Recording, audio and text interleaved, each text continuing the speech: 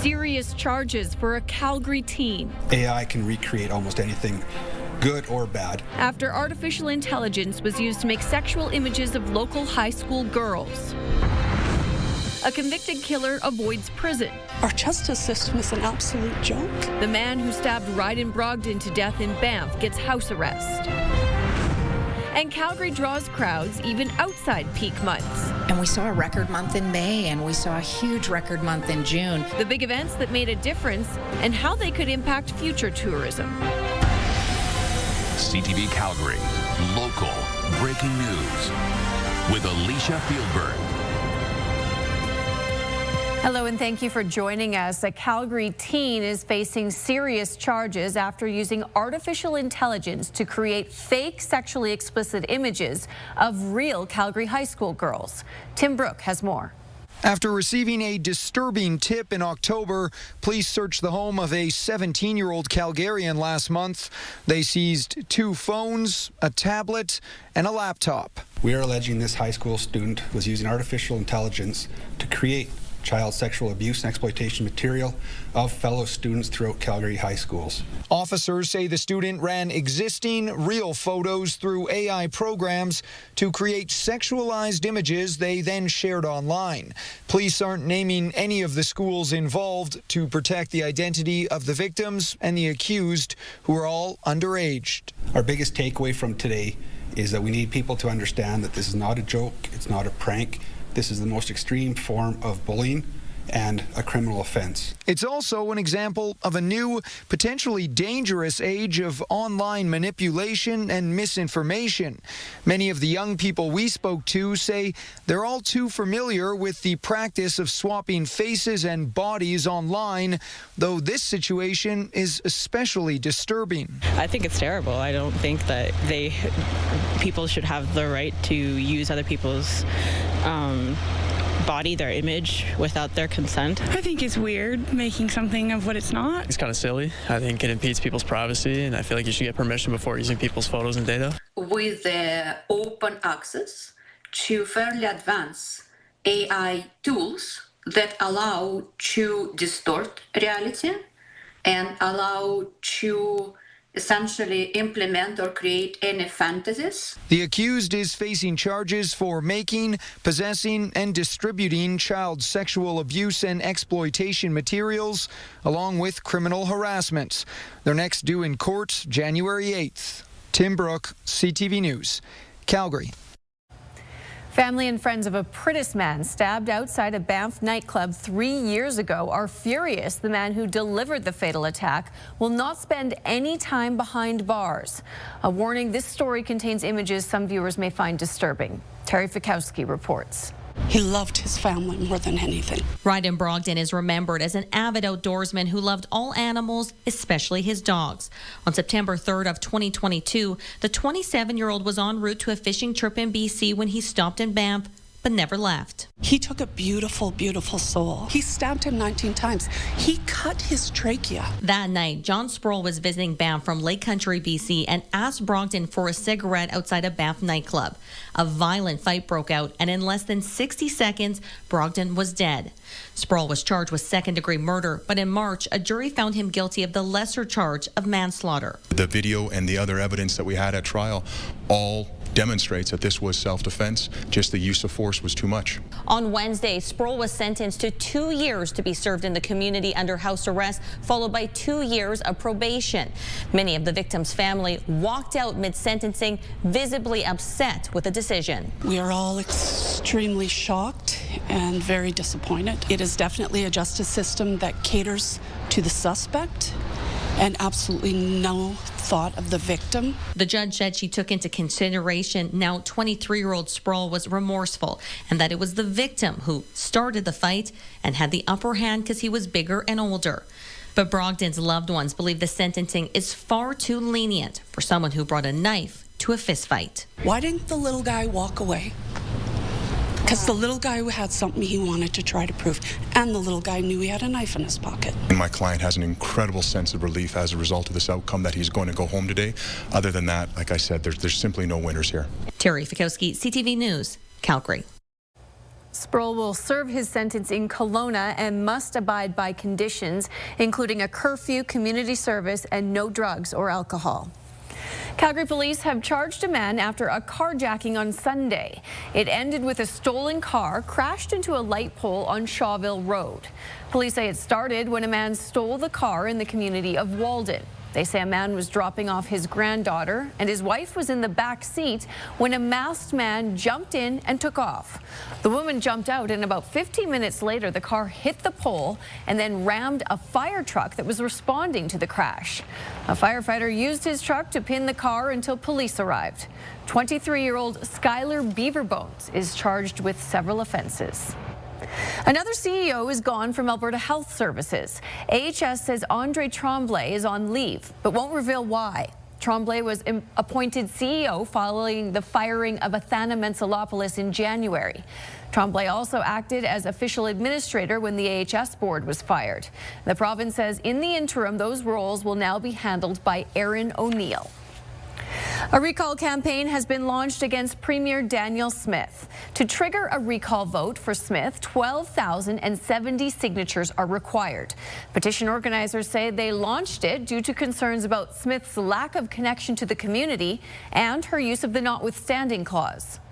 I feel like my voice and the voices of my neighbors aren't being heard. I feel like our MLA she's rarely seen in the community. She's not seen in the community. We feel like she doesn't have a connection. She's not from here. She doesn't have a history with us. Elections Alberta has not yet posted the petition on its website. The Premier's office has not responded to a CTV News request for comment. 14 other UCP MLAs face active recall efforts. The province's education minister says money played a role in using the notwithstanding clause to end the teachers' strike. In a letter to constituents, Infrastructure Minister Martin Long says the government could not risk allowing the labor dispute to go to arbitration because it could cost the province hundreds of millions of dollars. The education minister was asked about the potential costs. The elected leaders of this province and the Legislative Assembly need to be the ones to make the final decision, especially on something that can have significant policy and financial implications. Those final decisions should rest with elected officials and not unelected individuals like an arbitrator. Premier Danielle Smith said they had to end the teachers' strike because it was affecting students' educational and emotional well-being. After 8 days of debate, Calgary's budget has been finalized, and a property increase is coming next year, but much smaller than first expected. Property taxes were set to increase up to 5.8% for single-family homes. Council is dipping into reserves so that property taxes will only raise about 1.6%, about $4.50 a month for the typical home. More money will go toward police, fire, transit, and pedestrian safety. Officials committed tens of millions of dollars to the Northeast Athletic Complex and other recreation facilities. $9 million was cut from the city's climate department. We've been working really hard, grilling department by department, asking really tough but fair questions of city administration, making sure that we're investing in the right areas, but also looking at other ways to be able to tighten our belts, just like everyday homeowners and business owners have been forced to. Council also agreed to send letters to advocate that the province return the city's full traffic fine money and have the Alberta government cover the low-income transit pass. Property assessments will come out in January, and the province's share of property taxes will come early next year as well. Millions of people visited Calgary this year, and next year's levels are expected to be even stronger. Tyson Fedor reports.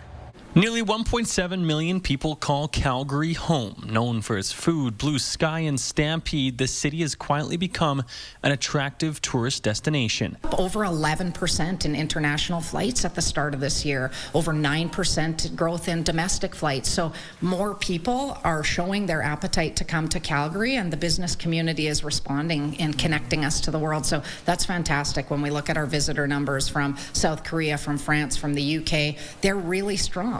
Tourism Calgary says 2025 has been a record-breaking year for tourism. Events like the G7 Summit, the Calgary Stampede, and the Rotary International Convention all fueled the boom. We celebrate that we're a winter city, and one of our passions at Tourism Calgary is ensuring that Calgary is a vibrant city year-round. So when I look at what we've accomplished in 2025 between new flight connectivity, between the growth of our meetings and convention space, it's clear that people want to see Calgary. Officials say visitor spending was up 4% compared to 2024. Hotel occupancy also soared. This year, the largest monthly increases in visitor spending were in May at 8.8% and June at nearly 23%. Great food. The people are great. The sites are wonderful. We managed to go to downtown. We hit up Banff and Lake Louise and got my butt kicked snowboarding. Alpine skier Philip Armstrong visited Calgary from Toronto to see friends, but also to prepare for his NORAM in Colorado. He also had the chance to train with the national team at Nakiska. The culture around here for skiing is awesome. It's definitely not the same in the East Coast, so pretty special. So always great. Have a ton of friends here at the University of Calgary and staying in Calgary a few nights and tons of fun, and I loved it. 2026 will see 19 major sport, culture, and major events come to Calgary in the first 3 months, along with 12 conventions. Tyson Fedor, CTV News, Calgary. A free concert tonight supports local military families ahead of the holidays.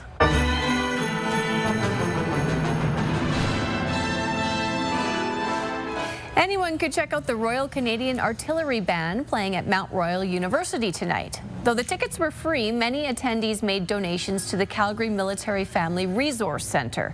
It provides many services, including counseling and family support for military and veteran families in southern Alberta.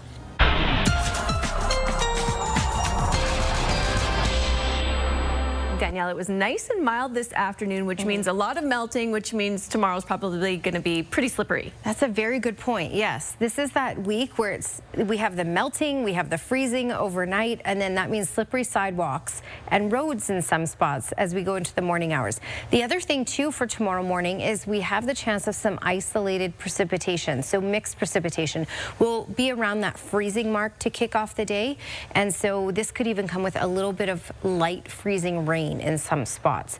It's a smaller chance, but there is the possibility. By the afternoon, the winds will pick up out of the west, 40 kilometers per hour, and that will get us above the freezing mark and to a high of at least 4 degrees. Your full forecast is coming up.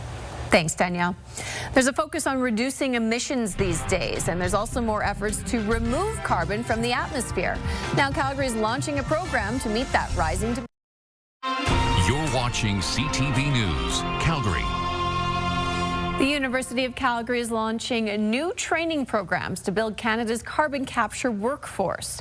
The Schulich School of Engineering is launching a 16-month graduate certificate. Courses cover carbon capture, subsurface engineering, data science, and life cycle analysis. The first cohort of 56 students starts in January.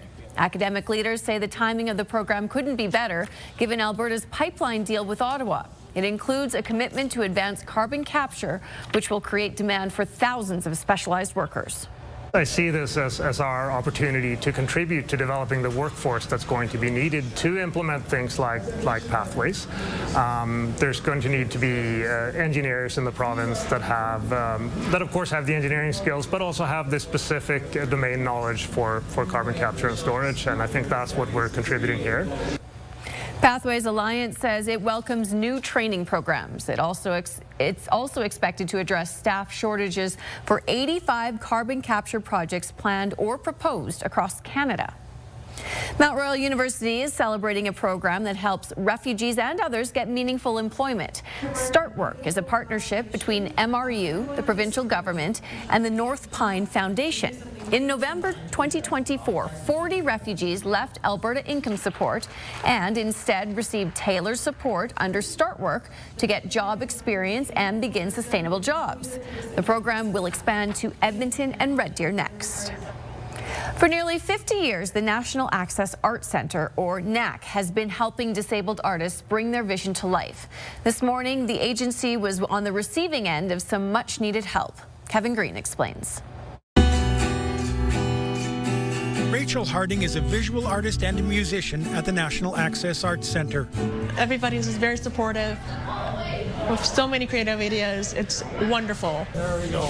So when TD Bank showed up with a big check with a big number on it, $1.5 million, Harding was thrilled. I feel like it's a great opportunity for the NAC to do something wonderful with. The TD rep who delivered the check says the decision to fund NAC was a no-brainer. Anybody who walks through this place within 5 minutes, you realize why we're doing this. Like, this is an incredibly powerful, impactful, and important initiative. NAC CEO says the money will help disabled artists create and present their work here and around the world. It does require that kind of investment where we're able to connect our artists to paid facilitators and faculty, to connect them to different opportunities to showcase their work. The donation is for operating costs, not capital projects like NAC's renovation of the Scouts Hall site along Memorial Drive. How is the construction project going in Hillhurst? It's proceeding. That hesitation in his voice is because, like in many renos, there have been delays and unexpected costs. But Wednesday, more good news for NAC. At the same time the TD check was being uncovered, Calgary City Council voted unanimously to give NAC $300,000 to cover cost overruns. The goalposts just kept moving, and they just needed that commitment from City Council and City Admin that we're here for you, we want to get this done. And with that, construction can continue here. Ryu says NAC has raised 18 of the $25 million it needs to complete the project and expects to announce the rest early next year. He says the project, which will see 2 buildings on this site dedicated to NAC, should be open in the summer of 2027. Kevin Green, CTV News, Calgary. Well, tomorrow's expected to be a bit cooler and we'll likely see more snow this week. Danielle has the details in her forecast up next.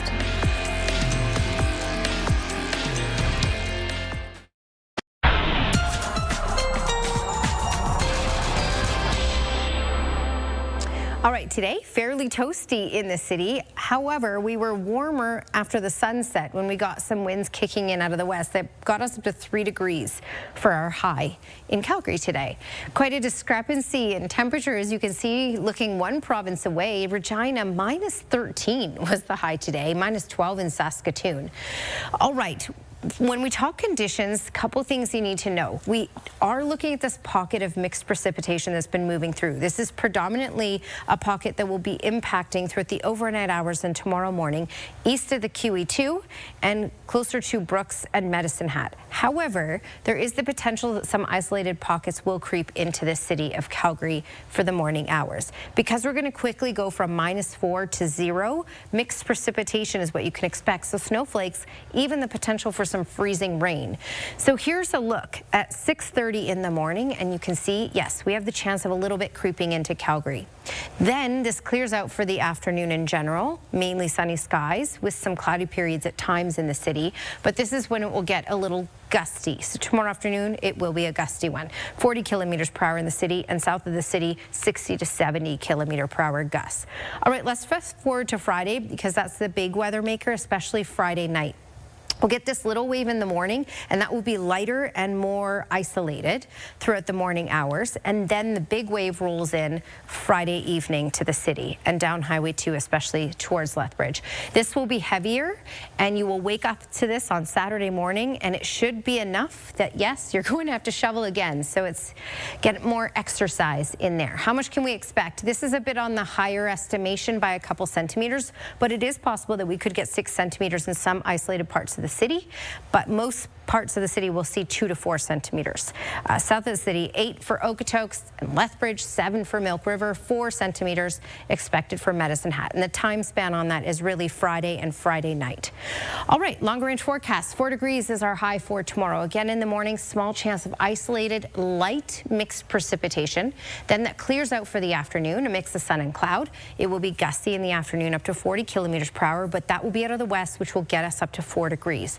Colder for Friday, a high of -5, and again 2 to 4 centimeters, and again in some isolated areas 6 centimeters possible. And then colder for kicking off the weekend. Saturday, a daytime high of -8, but we recover back to normal temperature 0 for Sunday. Thanks, Danielle.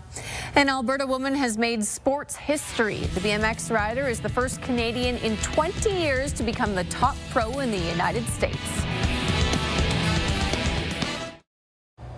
There's a new way to help the Calgary Hitmen reach an ambitious goal for this year's teddy bear toss. Carson Wetch sends the message. Teddy bears take flight. Last year, they were tossed more than 22,000 stuffed animals onto the ice when the Hitmen scored their first goal. This season, the goal is 30,000 bears for the event's 30th anniversary. For the first time, the team's offering a chance to donate a virtual bear for $10 if you can't make the game at the Saddle Dome this Sunday. To donate in advance, you can go to hitmanhockey.com. A Calgary man has been chosen to referee the Major League Soccer finals. Drew Fisher will ref the finals on Saturday in Florida with Lionel Messi and Inter Miami facing Thomas Muller and the Vancouver Whitecaps. Fisher is a two-time MLS Referee of the Year. The 45-year-old Calgarian also reffed at FIFA World Cups and the Olympics. It's been an incredible year for Red Deer's Molly Simpson in BMX. This past weekend, she won the 2025 USA BMX Pro Women's Overall title. Glenn Campbell reports. Molly Simpson got into BMX racing when she was 10 years old. She had a cousin who was into the sport and she wanted to give it a go herself. Had that inspiration, and then also just kind of driving past the BMX track when I was younger in the back of the car looking at it like, what is that? And so, I was like, hey, Dad, we got to try this. Yeah, I just love the adrenaline rush, and, I love anything that, spikes that up, and I just love it. Oh, Canada! Simpson down the two straight away. Simpson is an accomplished rider, and this year was her best ever. The 22-year-old had 11 wins and capped it off by winning the 2025 USA BMX Pro Women's Overall Championship. I've said this in a few interviews before that it feels good to win the overall American series when you're not even American. So, I have so much respect for my competitors, and most of them are really good friends, but that does feel pretty good, kind of stealing their kind of throne there. The win was a big one for Canada. Simpson's the first Canadian woman to win it since Samantha Cools did it 20 years ago. It's just crazy. It's like when they said, yeah, it's been 20 years, I couldn't believe it. And I'm like, I'm 22. And so, it feels good. And I'm definitely just very grateful. And, I've had an awesome season, and it's been great. Simpson's already reached one of her goals in life. That was to be an Olympian. She finished in 5th place in the Summer Games in France in 2024, and that's left her wanting more. I'm going for it. I'm going for gold, and we already have 2 years pretty much until the next Olympics in Los Angeles, so it's starting to get crunch time again. Glenn Campbell, CTV Sports, Calgary. Thanks for staying up late with us. Tonight we leave you with shots of the Alberta Legislature after a lighting ceremony tonight. It is glowing for the holidays.